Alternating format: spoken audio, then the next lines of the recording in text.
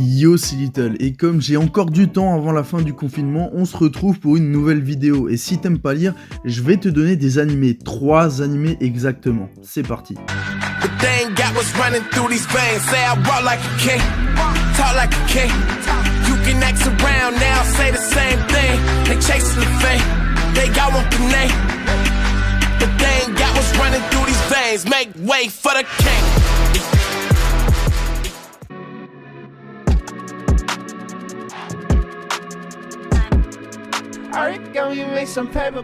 Ok, je vais commencer cette vidéo avec un animé qui date un peu, un animé que j'ai beaucoup aimé au lycée, je te parle de Soul Eater. C'est l'histoire d'une école de dieux de la mort chargée d'aller buter des âmes humaines corrompues avec leurs armes démoniaques.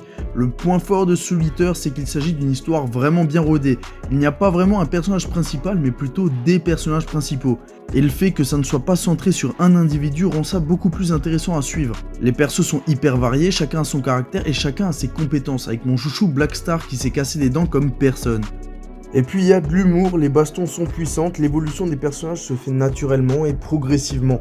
Il y a des thématiques intéressantes qui sont aussi bien amenées ici, notamment autour de Maka, et toujours et encore le plus fort, Black Star. Soul Eater, c'est tellement cool que je me suis chopé l'artbook, et ça m'arrive pas souvent de le faire. Je te fais pas un dessin, va regarder ça.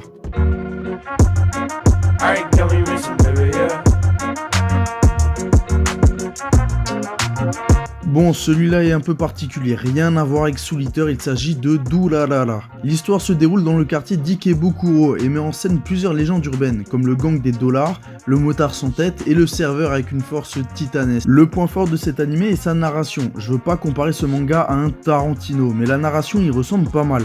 On passe d'un protagoniste à un autre, puis toutes les histoires se relient entre elles petit à petit pour former un grand tout. Le truc cool, c'est que ça donne l'impression de suivre un quartier extraordinaire où tous les jours des trucs de ouf peuvent se produire. L'idéal pour oublier les journées du moment où on se fait pas mal chier. A vrai dire, juste pour les patates de forain que met le serveur, ça mérite le coup d'œil. Il y a moyen de faire de belles compiles à base de ça. Mais c'est surtout un animé qui s'adresse aux fans de fantastique et avec une grosse envie de curiosité à découvrir. Rien de ouf, mais sympa pour faire passer le temps.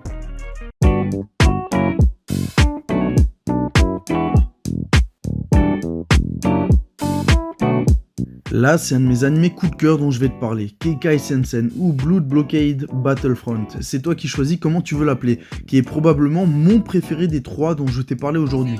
Pour te faire le speech, on se retrouve dans un New York qui a fusionné avec l'au-delà. Les humains vivent avec des monstres et comme tout le monde le sait, il se passe 50 choses par jour dans les grandes villes comme New York. Dans le cas présent, on suit Leonardo Watch qui possède des pupilles très spéciales qui ont lui attiré un paquet de merde. Même si lui est plutôt du genre à vouloir éviter tous ses ennuis, il y échappera pas. Les histoires sont cool, mais le point fort de l'animé c'est sa bande son. Je t'explique, quand tu l'écoutes ça donne le même effet qu'avec du samouraï champloo. C'est smooth, c'est cool, c'est classe. Pour que tu piges, je t'ai illustré ça comme ça.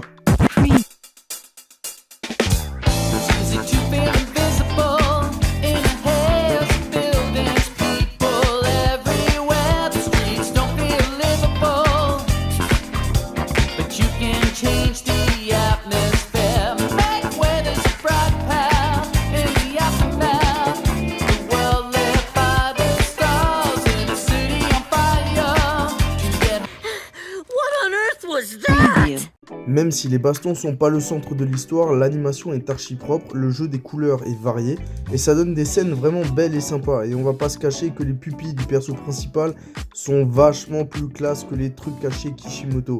3 animés, 3 ambiances très différentes, mais 3 animés à voir sérieusement si ça n'a pas été déjà fait.